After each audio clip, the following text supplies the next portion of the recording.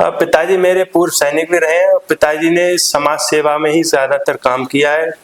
पिताजी मेरे जब रिटायर होके आए थे सन 2000 में, तो मेरे पिताजी ने देखा कि शिक्षा के क्षेत्र में बहुत कमी है, तो सबसे पहले इंटर कॉलेज खोला, फिर एक डिग्री कॉलेज खोला और एक इंग्लिश मीडियम कॉलेज खोला। फिर उन्हें लगा कि कहीं हाई लेवल पे बच्चा कहीं पढ़ नहीं पा रहा है और दूरी होने के कारण बच्चा जाने में असमर्थ है, तो पिताजी ने मेरे एक मेडिकल कॉलेज खोला, जिससे कि हर बच्चा एक मेडिकल कोर्स कर ले और अपना एक जो सपना है वो अपना पूरा करे। नमस्कार साथियों, आपका स्वागत है हमारे एक नए ब्लॉग में। साथियों, आज हम बात करेंगे 126 सांवला विधानसभा के नेता पूर्व सैनिक आदरणीय श्रीमान लक्ष्मण प्रसाद लोधी जी के पुत्र विश्वास लोधी जी से, जो कि शिक्षा के क्षेत्र में लगातार काम कर रहे हैं। इनके कई कॉलेज हैं, चाहे इंटर कॉलेज की बात की जाए, चाहे डिग्री कॉलेज की बात की जाए, अस्पताल भी है, बहुत सारी ये शायद सामाजिक कार्य कर रहे हैं। जिला पंचायत चुनाव की ये तैयारी कर रहे हैं। वार्ड नंबर 38 से आज हमारी इनसे बात होगी।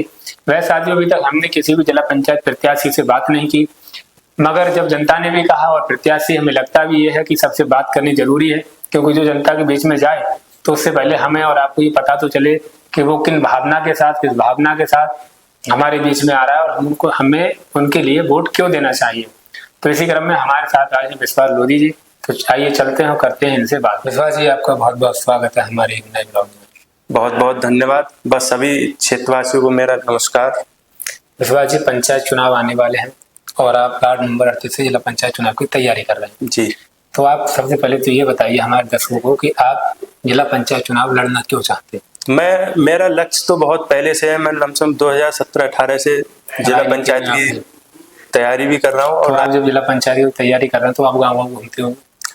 मैं शुरू से ही अपने क्षेत्र में लगातार सक्रिय रहता हूँ। क्षेत्र में जाता हूँ, घूमता हूँ, लोगों की बातों को सुनता हूँ। अच्छा, आप जब गाँव में गए होंगे तो आपको क्या लगा कि सबसे ज्यादा समस्याएं क्या है गाँव वालों की या किसान की जो समस्या है क्या है? अच्छा, मैं क्षेत्र में जाता हूँ तो मुझे लगा लोगों की समस्याएं क्या है। लोगों की समस्याएं हैं जैसे सरकारी योजनाओं से संबंधित है, बहुत सारी समस्याएं हैं कि जिनको आवास का लाभ नहीं मिल पाता है, जो पात्र है उसे वो नहीं मिल पाता है, तो उसे वो मिलना चाहिए। और भी सरकारी योजनाएं हैं, उनको भी भाई लोगों तक पहुंचाऊं मैं।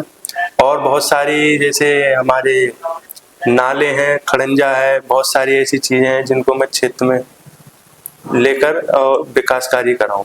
ये आपके मन में है कि आप जीते तो ये सारे काम क्षेत्र में होने चाहिए। अच्छा, एक तरफ हम देखते हैं कि जिला पंचायत जीतने के बाद बहुत से प्रत्याशी ये सोचते हैं कि गाड़ी ले लूंगा, जीत जाऊंगा तो ये कुछ और काम करा लेंगे, क्योंकि बहुत से लोग ये जनता है प्रत्याशी जिला पंचायत चुनाव में अपना वोट भेज देते हैं और उसके बदले कुछ पैसा ले लेते हैं। तो क्या आप जिला पंचायत का जब जीतेंगे, मान लेते हैं हम आप जिला पंचायत जीत गए, तो आप वोट बेचने का काम करेंगे या फिर जनता के बीच में काम कराने का काम? ऐसा कुछ नहीं, मेरे पास में किसी चीज की कमी नहीं है जी। गाड़ी से लेकर के और हर चीज आर्थिक रूप से मैं बहुत मजबूत हूँ। मेरा एक इंटर कॉलेज है, एक मेरा डिग्री कॉलेज है जी, और एक मेरा इंग्लिश मीडियम है और एक मेरा मेडिकल कॉलेज है और हॉस्पिटल भी है जी। तो मेरे पास में ऐसा किसी चीज की कमी नहीं जो मैं वोट बेचने का काम करूँ। अपना वोट बेच देता है, वो काम नहीं कराता है जी। तो मैं ऐसा कुछ नहीं करूंगा। बेचने वाले बेचते हैं, लेकिन मुझे जब जनता ने मुझ पे भरोसा किया है तो मैं उस भरोसे पे खरा उतरूंगा और काम कराऊंगा। जैसे खड़ंजा है जी, उनको मैं अच्छे से डलवाऊंगा और नाले हैं, नालियां हैं और सीसी रोड है, इनको मैं अपनी जिला पंचायत से करवाऊंगा और मैं एक नेता बन के नहीं, उनका बेटा बन के काम करूंगा, जिससे कि उन्हें लगे कि मैंने बेटा ही चुना है। पूरे तन मन धन से सभी तरीके से मैं काम कराऊंगा।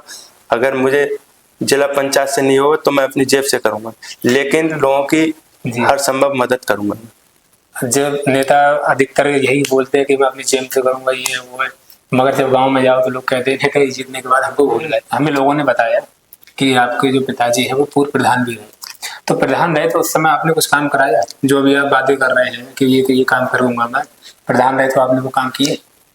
मेरे पिताजी जब प्रधान रहे थे तो उन्होंने बहुत ऐतिहासिक काम कराए, जैसे जिन कामों को लोग अभी भी उनकी सराहना करती है। जैसे उन्होंने एक मंदिर भी बनवाए बारात घर भी बनवाया, पार्क भी बनवाए और रामलीला मंच भी बनवाया। बहुत सारी शौचालय से संबंधित सही, चाहे हमारे आवास से संबंधित सही, चाहे पेंशन से संबंधित सही, ऐसे बहुत सारे काम कराए और हमने धरातल पे काम किया। भाई आप जो जिला पंचायत का चुनाव लड़ेंगे तो किसी पार्टी से लड़ेंगे, मतलब बिना पार्टी के लड़ेंगे, निर्दलीय लड़ेंगे? अब ऐसा है, पार्टी का हाईकमान से आदेश है कि अभी प्रत्याशी अब कोई हमारी पार्टी जो है वो घोषित नहीं करेगी। वैसे कौन सी पार्टी से मांग रहे टिकट? वैसे तो मैं समाजवादी पार्टी से टिकट मांग रहा था जी, और ऊपर से आदेश आया है कि पार्टी किसी कोई भी कैंडिडेट बना के नहीं, किसी नहीं बाट फ्री रखेगी तो पंचायत बाट फ्री रखेगी, कोई भी लड़ सकता है। और यदि टिकट दिया तो आपको उम्मीद है आपको मिलेगा? सभी को भाई, जितने प्रत्याशी सभी को उम्मीद रहती है, वो तो पार्टी का निर्देश है किसको प्रत्याशी बनाए। बाकी आप तैयारी लगातार? बाकी तैयारी मैं बहुत लंबे समय से कर रहा हूँ। मैं अपनी वार्ड 38 की देवतुल जनता को बस यही कहूंगा कि चुनाव में बहुत सारे प्रत्याशी आएंगे, बहुत सारे वादे करके जाएंगे, लेकिन आपको भरोसा उसी प्रत्याशी पे करना जो आपकी बातों पे खरा उतरे, जो आपके सुख दुख में आपके काम आए। जब आप उसको आधी रात बुलाएं तो आपकी आधी रात आने को तैयार हो और हर संभव उसकी मदद करें। अगर मुझे जनता ने इस लायक चुना तो जो बात मैं कह रहा हूँ उन बातों पे अपनी खरे उतरूंगा और काम करके भी दिखाऊंगा। जनता भी सोचेगी कि मैंने किसी अच्छे आदमी को प्रतिनिधि बनाया। जो बात कह रहा हूँ मैं सत्य कह रहा हूँ, अटल कह रहा हूँ, इन्हीं बातों पे मैं अपने खरा उतरूंगा। मतलब ये अपील कर रहे हैं जनता से, जो भी प्रत्याशी चुने तो चुनने से पहले ये जरूर देख ले हमारे काम आएगा कि नहीं आएगा। हाँ जी भाई, प्रत्याशी जो होगा वो इसी क्षेत्र से होगा और प्रत्याशी जो इस क्षेत्र से होगा तो कहीं ना कहीं उसका बैकग्राउंड भी आपको पता होगा कि ये कैसा है, काम करेगा या नहीं, काम करेगा नहीं करेगा। ऐसा नहीं है कि प्रत्याशी कहीं बाहर से आए, प्रत्याशी यहीं का होगा, मगर ये देख कर और सोच समझ कर वोट करना। हाँ ठीक है विश्वास जी, आपने जो हमें समय दिया इसके लिए आपका बहुत बहुत धन्यवाद। सभी साथियों को जय हिंद, जय भारत, नमस्कार।